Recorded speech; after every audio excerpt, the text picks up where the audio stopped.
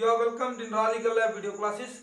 Today we are going to discuss CRPC mains question discussion on chapter 5.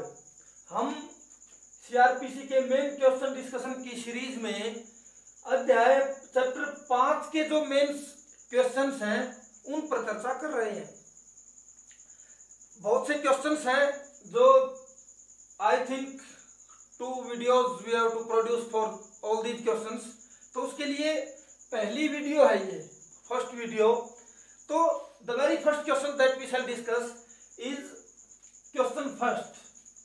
Question first is briefly describe the circumstances where under a police officer, a private person and a magistrate may arrest a person without warrant।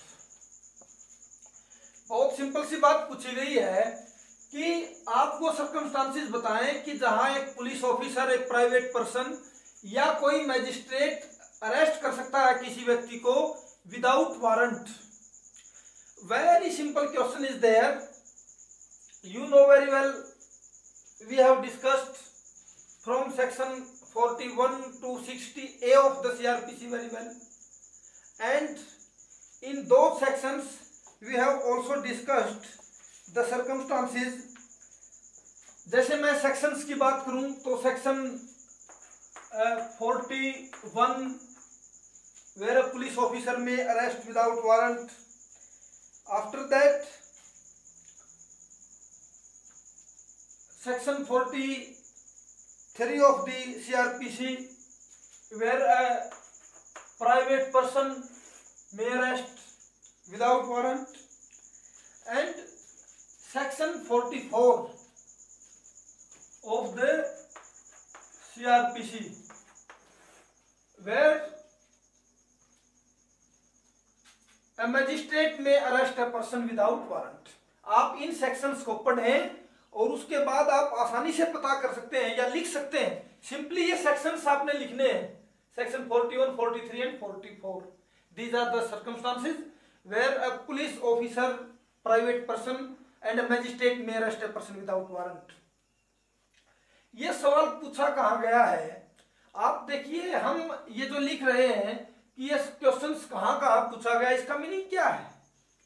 It means कि आप इस questions की practicality को समझें, इसकी utility को समझें और इन प्रावधानों को अच्छी तरह से याद करें।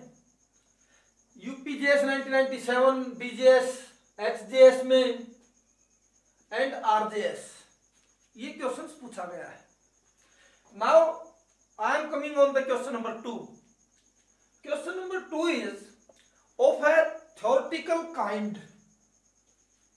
ये थोड़ा थ्योरेटिकल टाइप का क्वेश्चन है और क्वेश्चन क्या है कि regulating the nature of interaction between the accused and the police authority is at the crux of a developed criminal justice system. कि पुलिस और अक्यूज्ड की इंटरेक्शन हो, उनके बीच में एक वार्तालाप हो, ये क्रक्स है डेवलप्ड क्रिमिनल जस्टिस सिस्टम का। ये उन्होंने टर्म दी है और आपको क्या करना है, elaborate the statement by referring case of Joginder Kumar versus State of UP. आपने जोगिंदर कुमार बनाम स्टेट ऑफ यूपी केस का हवाला देते हुए इस टर्म को डिफाइन करना है, इसको एलैबोरेट करना है। The question was asked in 2013। In the provisions we have discussed both the cases, that is Jogendra Kumar versus state of UP and DK Basu versus state of West Bengal। और उनमें हमने आपको बताया था कि इन दोनों केसेस के बाद क्या क्या प्रावधान इस CRPC में जो आज आपके हाथ में है जोड़ दिए गए हैं। तो आप इस केस की वही बातें जो सुप्रीम कोर्ट ने इन केसेस में कही थी एज अ प्रिवेंटिव मेजर या बाद में वो पार्लियामेंट ने इनमें इस CRPC में जोड़ दी थी, आपको उन्हीं प्रावधानों का यहाँ जिक्र करना है, उन्हीं प्रावधानों को यहाँ लिखना होगा। उसके बाद the answer shall be complete. Now we shall discuss the question number 3. The third question is, what measures and precautions are required to be taken while arresting a person without warrant as directed by the Supreme Court? एक बार फिर, what measures and precautions are required to be taken while arresting a person without warrant as directed by the Supreme Court? और Supreme Court के लिए वही दो cases हैं.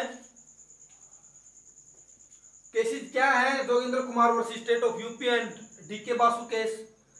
इन the same way you are to discuss both these cases. और उसके बाद आपने डिस्कस करनी है सेक्शन 41A, बी, सी और डी में लिखी गई बातें. These are the precautions that are to be taken. और डीके बासु और Jogendra Kumar versus State of UP के केस से जो अमेंडमेंट आए हैं सीआरपीसी में, उन सेक्शंस को भी यहां डिस्कस करना है. After that your answer shall be complete. Now I am coming to the question number 4. That is what are the provisions of search of arrested person. कि अरेस्टेड पर्सन के search के क्या प्रावधान हैं. आप लिख सकते हैं, कोई बहुत बड़ी बात नहीं है. But the next question is considerable. We are discussing question number 4 and the next is, does the search becomes illegal where no ground of arrest are given to the accused. यहां पूछा गया है कि क्या सर्च के जो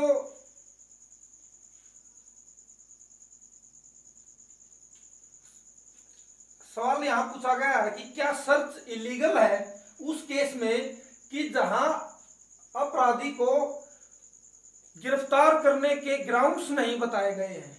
तो आई से, and this question was asked in HJS 2001. ये सवाल पूछा गया है. आई से मैं कहता हूं, आप ध्यान से सुने, कि अगर ग्राउंड्स ऑफ अरेस्ट नहीं बताए गए हैं तो उससे सर्च इलीगल नहीं हो जाती. क्योंकि ground arrest is a different thing and search is a different aspect of investigation. अगर कहीं अरेस्ट के प्रावधान में कुछ गलती की गई है तो उससे जो सर्च है वो इलीगल कतई नहीं हो जाती. Keep this thing in mind. Very simple logic है. No hard questions are asked till now. बस आपको प्रावधान थोड़े याद हों और उनमें जो प्रावधानों में जो बातें कही गई हैं वो याद हों आपको. Next question is, that is question number 5. Under what circumstances a police officer may search a place without warrant. कि किन परिस्थितियों में एक पुलिस ऑफिसर